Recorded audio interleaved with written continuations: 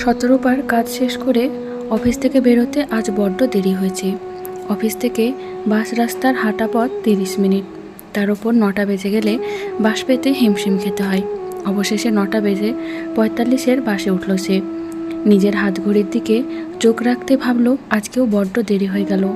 শতরূপা যখন বাড়িতে পৌঁছলো তখন বাজে রাত 11টা। বাড়িতে ঢুকতে বিকাশ অর্থাৎ তার স্বামী তার হাতের ব্যাগটা নিয়ে বলল, রূপা আজকে কাজের খুব চাপ ছিল? শতরূপা বলল, হ্যাঁ। বিকাশ বলল, তাড়াতাড়ি এসো, আমি রান্নাঘরে তোমার খাবারটা গরম করি। রূপা একটু অবাক হয়ে বলল, খাবার? আমি তো সবে ফিরলাম, এর মধ্যে খাবার কোথা থেকে এলো? বিকাশ বলল, আমি অফিস থেকে আসার পথে রুমালি রুটি আর তড়কা এনেছি, নাও তুমি তাড়াতাড়ি ফ্রেশ হয়ে এসো, আমি খাবারগুলো গরম করি। এর মধ্যে তার শাশুড়ি এসে বলল, বৌমা এতক্ষণ কোথায় ছিলে? শতরূপা বলল, অফিসে, আসলে কাজের খুব চাপ ছিল। তার শাশুড়ি বলল, তা এত রাত পর্যন্ত বুঝি অফিস খোলা থাকে? ওই তো, চন্দনার ছেলের বউ চাকরি করে একটা স্কুলে, ওর তো ফিরতে এত রাত হয় না, সময় মতন যায় সময় মতন ফিরে। শতরূপা বলল, মা, কর্পোরেট দুনিয়ায় ঢোকার সময় থাকে কিন্তু ফেরার কোনো নির্দিষ্ট সময় থাকে না। শাশুড়ি বলল, শোনো বৌমা, আমি ওইসব কর্পোরেট বুঝি না। বিয়ে যখন হয়েছে তখন সংসার ধর্ম বলেও একটা কথা আছে।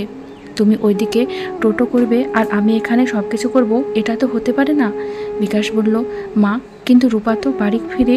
শাশুড়ি বলল, তুই থাম, তোকে আর বউয়ের পক্ষ নিয়ে কথা বলতে হবে না। আমি চাই না আমার বাড়ির বউ এতক্ষণ বাইরে থাকুক, এই নিয়ে পাড়ায় অনেক কথা হয়।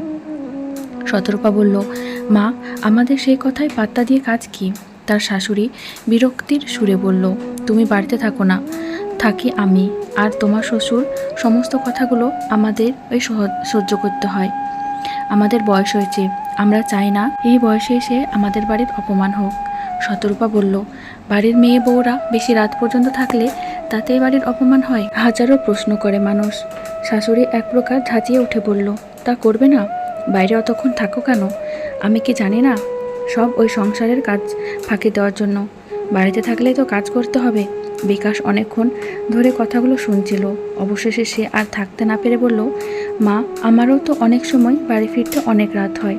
কখনো তো আমাকে জিজ্ঞাসা করো না কেন এত রাত পর্যন্ত বাড়ির বাইরে আছি, এত রাত পর্যন্ত অফিস খোলা আছে কিনা? নাকি তার প্রয়োজন বোধ করনি কোনো দিন? নাকি আমি ছেলে বলে আমাকে প্রশ্নটা করনি?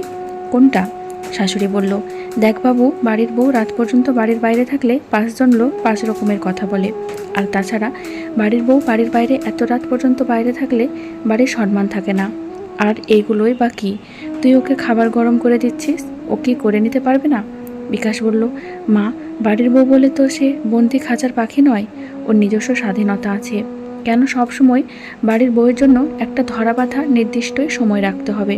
কেন মানুষ সবসময় মেয়েদের দিকে প্রশ্নের তীর ছুড়ে দেয়? মা, বাড়ির সম্মান রক্ষা করা কি কেবলমাত্র বাড়ির বউয়ের কাজ, বাড়ির ছেলের কাজ নয়? সবসময় কেন বাড়ির বউ মেয়েরা খাঁচায় বন্দি থাকবে? আর তুমি শুধু আমার খাবার গরম করাটাই দেখলে, তুমি এটা দেখলে না সকালে আমার অফিসের টিফিন গোছানো থেকে আমি কি পড়ে যাব সমস্ত কিছু রূপার দায়িত্ব।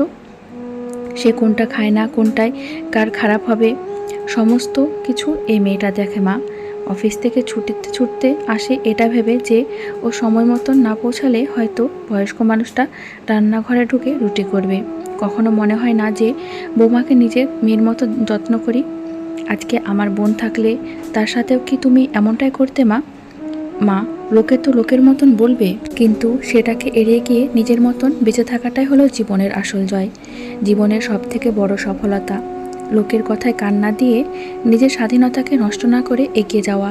আর এই যে আমি একটু যত্ন নিচ্ছি বলে এমন বলছো, তার কারণ এইটাই যে মেয়েটা একটা অনুষ্ঠানের মধ্যে দিয়ে গোটা একটা 26 বছরের সুন্দর সম্পর্ককে পর করে শুধুমাত্র কিছু মন্ত্র উচ্চারণের মধ্যে দিয়ে কিছু অচেনা মানুষকে, একটা নতুন সম্পর্ককে এক লোহময় আপন করে গোটা জীবন হিসেবে বেছে নিয়েছে।